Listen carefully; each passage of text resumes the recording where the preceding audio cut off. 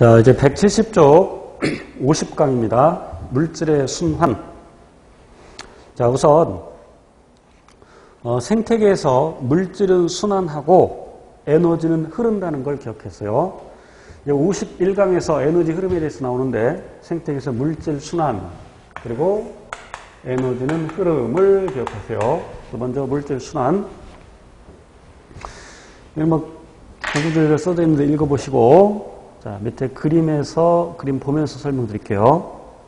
자, 생태계에서 탄소의 순환. 탄소가 대기 중에 또는 수중에 이산화탄소 형태로 존재합니다. 물론 수중에는 물과 반응해서 이온 형태로 존재하겠죠. 그렇게 구체적으로 들어갈 필요는 없고. 자, 이제 생산자, 주로 식물이 되겠죠. 광합성 과정을 통해서 유기물 형태로 바꿉니다. 그러니까 포도당을 만든다는 얘기죠. 식물도 호흡을 하죠. 호흡을 하면 이 유기물을 다시 분해해서, 그러니까 포도당을 다시 분해해서 이산화탄소를 냅니다. 그 호흡 과정을 통해서 탄소 일부가 이산화탄소 형태로 대기 중으로 날아가겠죠. 이 생산자는, 이게 생산자예요. 생산자는 소비자에게 먹힙니다.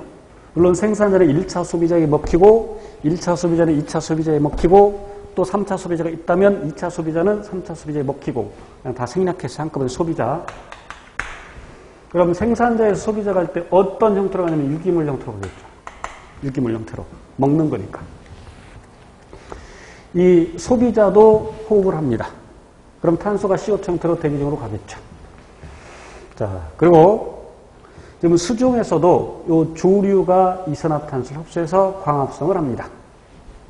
그런 구체적으로 뺄게요, 여기서 이제. 자, 그리고 이제 동식물의 사체나 배설물이 분해자의 세균, 곰팡이 등의 세균만 있는 게 아니라 곰팡이도 있어요. 세균, 곰팡이, 버섯은 곰팡이에 해당이 되는데, 그래서 그 분해자에 의해서 분해가 되면 역시 이산화탄소 형태로 가겠죠. 이산화탄소 형태로 대기나 수중으로 가겠습니다. 그 동식물은 아니고 옛날 생물이 이렇게 매몰되어서 만들어지는 것이 석탄이죠. 석탄 기대 생물들이 매몰되어서 만드는 게 석탄이에요. 석유석탄. 이걸 태우면 역시 이산화탄소 형태로 탄소가 대기 중으로 가겠죠. 보듯이 물질은 순환합니다. 탄소 순환. 자, 이제 이건 거의 초등학교 수준이고, 이제 고등 수준의 질소 순환을 보겠습니다. 질소 순환은 매우 중요해요. 매우 중요합니다. 자, 칠판에 가서 설명하고 다시 보겠습니다. 칠판 볼게요. 자, 대기를 질소의 저장고라고 합니다. 질소의 저장고, 저장창고. 대기의 약 80% 정도, 약 80, 대략 한 78점 몇 프로, 그래서 약 80% 정도가 질소 기체이죠. 그러나 앞선 강의에서 언급한 것처럼 식물은 질소 기체를 직접 이용하지 못합니다. 그래서 일부 세균이 질소 기체를 식물이 흡수할 수 있는 형태로 바꿔줍니다. 그 녀석이 누구냐면 바로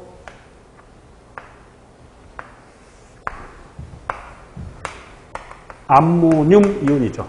암모늄 이온. 암모늄 이온이라고 읽습니다. 자, 이러한 과정을 뭐라고 하냐면 질소 고정 작용이라고 합니다.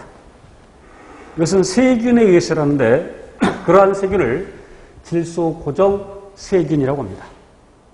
이러한 작용, 질소 고정 작용. 세균에 의해서 일어나는데 그러한 세균을 질소 고정 세균. 그래서 질소 고정 세균을 몇 가지 외워두세요. 질소 고정 세균. 질소 고정 세균. 상리공생에서 배웠던 것처럼 뿌리옥세균, 그러니까 뿌리옥박테리아라고 흔히 얘기하죠. 아조토박터, 조금 깊이 들어간 겁니다만, 클로스트리듐.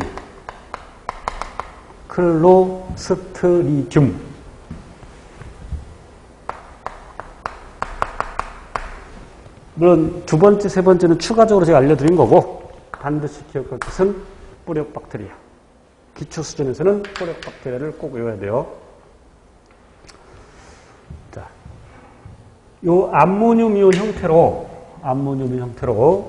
식물이 흡수합니다. 그래서 지금 여기 노란색 화살표는 식물에 의해서 일어납니다. 생산자에 의해서. 다시 암모늄 이온은 질산 이온으로 바뀔 수 있죠. 질산 이온으로 바뀔 수 있습니다. 이러한 과정을 질산화 작용 또는 질화작용이라고 하고, 역시 세균에 의해서 일어납니다. 그러한 세균을 질산화세균 또는 질화세균. 그렇죠? 실은 이 반대 과정도 일어날 수 있는데, 그럼 왼쪽으로 일어나는 반응이 산화라면 오른쪽으로 일어나는 반응은 반대니까 환원이겠죠. 산화환원. 그래서 오른쪽으로는 질산환원 작용이라고 하고, 세균에 의해서 일어나는데 그러한 세균을 질산환원 세균이라고 합니다. 그러나 고딩 수준에서는 거의 생략이 되죠. 고딩 수준에서 생략이 돼요. 자, 이 질산 이온도 역시 식물이 흡수할 수 있습니다. 그래서 식물이 흡수할 수 있는 질소 형태는 딱 두 가지, 암모늄 이온과 질산 이온. 질산 이온으로 흡수한 경우에는 암모늄 이온으로 식물이 다시 바꿉니다. 대체 이 암모늄 가지고 뭐 하려고? 물론 이 과정이 되게 고딩 과정에 생략되어 있는데, 그래서 지금 기초반에서 이걸 외울 필요는 없는데 설명을 드릴게요. 이해를 돕기 위해서. 이걸 가지고서 뭐 만들려고 하냐면 아미노산 만들려고 합니다. 아미노산을 만들기 위해서. 자, 참고로 이걸 아미노기라고 하는데, 아미노기.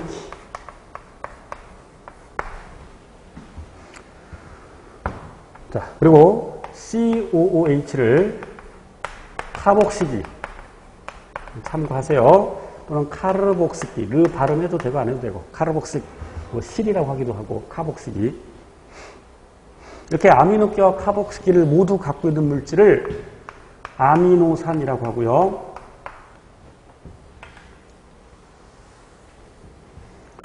카복시기를 갖는 물질을 유기산이라고 합니다.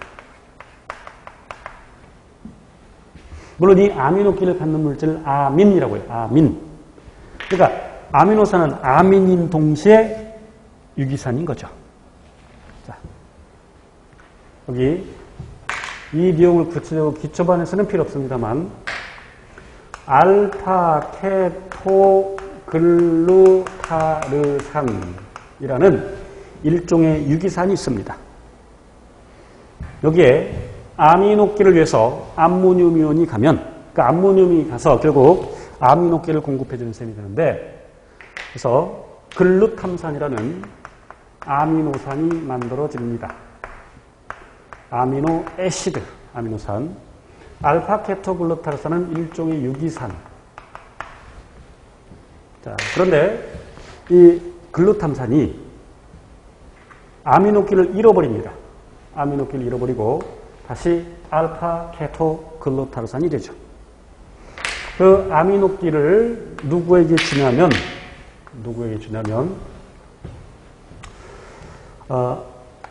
이렇게 할게요. 예.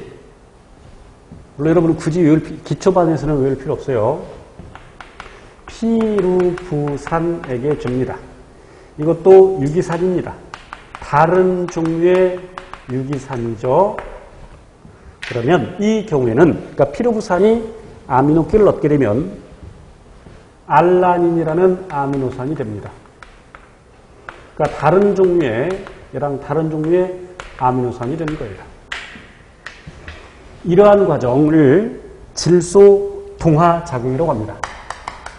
질소 동화작용. 그래서 이제 이 유기산이 달라지면 아미노산의 종류가 달라지겠죠.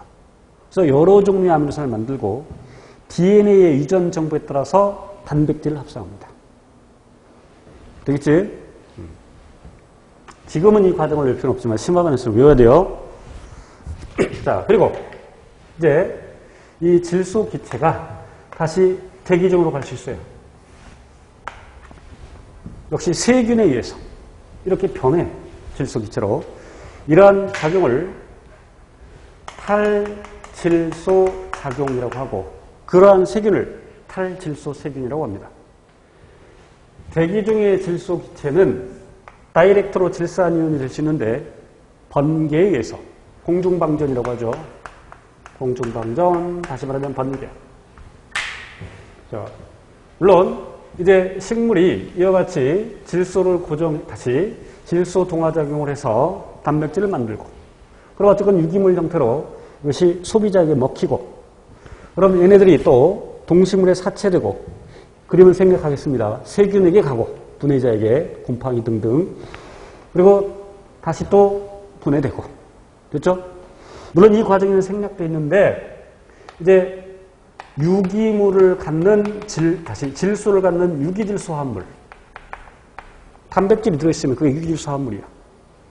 또는 핵산이 있으면, 그러니까 단백질의 구성원소 C, H, O, N, 뭐 S도 있겠지만 핵산의 구성원소 C, H, O, N, P.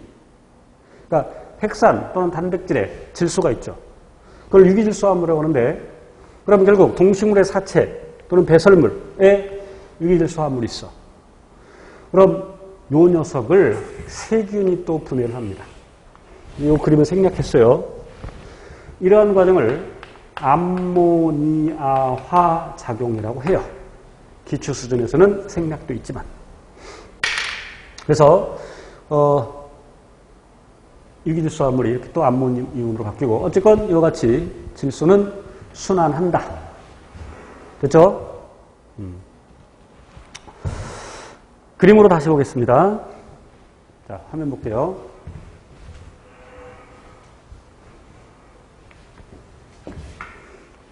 칠판에 설명한 것보다 더 간단하게 나와 있어요. 자, 우선 대기 등의 질소를 흡수할 수 있는 형태로 바꿔줘야 되죠. 먼저 이 과정, 그래서 암모늄 이온 만드는 과정. 물론 질소 기체가 수소 기체와 반응해서 암모니아가 되고, 그 암모니아가 물과 반응해서 암모늄 이온 되는데, 어쨌든 그런 과정을 질소 고정 작용이라고 하고 세균에 있었는데, 그런 세균을 질소 고정 세균. 첫 번째 뿌리옥 박테리아, 아조토박터, 클로스트리dium. 물론 여기서 꼭 외워야 될 것은 뿌리옥 박테리아. 자, 그 암모늄 이온이 세균에 의해서 질산 이온으로 바뀝니다. 그래서 그러한 과정을 질화작용 또는 질산화 작용, 세균, 질화, 세균. 그러면 식물이 이 질산이온을 흡수합니다. 그림에는 빠져 있지만 암모늄 형태로도 흡수할 수 있습니다. 그림에 있네, 여기. 이렇게 있네. 그죠? 암모늄 이온. 이걸 기억하셔야 돼. 암모늄 이온 또는 질산이온 형태로 흡수를 합니다. 그래서 그 이온 가지고서, 특히 이제 암모늄 가지고서 아미노기를 공급해 주는 거야. 유기산에다가. 그래서 아미노산을 만들어. 질소 동화작용. 자, 그리고 이 반대 과정이 일어날 수도 있어요. 질산 환원 작용. 세균에서 역시 일어나고. 자, 그 다음에 요 질산, 잘못되어 있다. 이제 보이네? 전에는 안 보였는데. 여러분 책에도 NH3-로 돼 있어? NO3-죠. 이제 보이네? NO3-예요. 바꾸세요.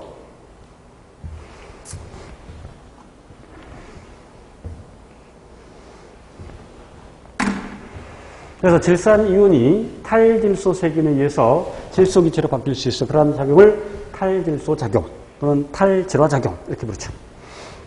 또 공중방전에 의해서 공중방전에서 질산이온이 만들어질 수 있습니다. 질소 기체로부터 공중방전에 의해서도 질산이온이 만들어질 수 있죠. 제가 아까 칠판에서 설명한 것과는 순서가 조금 바뀌었죠. 좌우가. 그래서 이렇게 만들면, 그래서 유기질소합물을 만들면 소비자에 가고, 소비자가 이제 먹는 거죠. 그럼 이 생산자나 소비자의 사체 또는 배설물, 분해자에 의해서 암모늄이온으로 분해됩니다. 그래서 이 과정을 암모니아화 작용, 이게 바로 부패예요, 부패. 아까 탄소 순환에 비해서는 질소 순환이 훨씬 더 시험에 중요하게 다뤄집니다. 이와 같이 탄소와 질소에서 본 것처럼 물질이 순환한다. 물론 다른 물질들도 순환합니다. 172쪽에 문제에서 확인하겠습니다.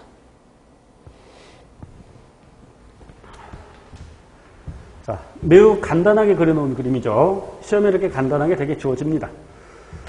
자, 질소 순환 과정이고요. 옳지 않은 것 고르래요.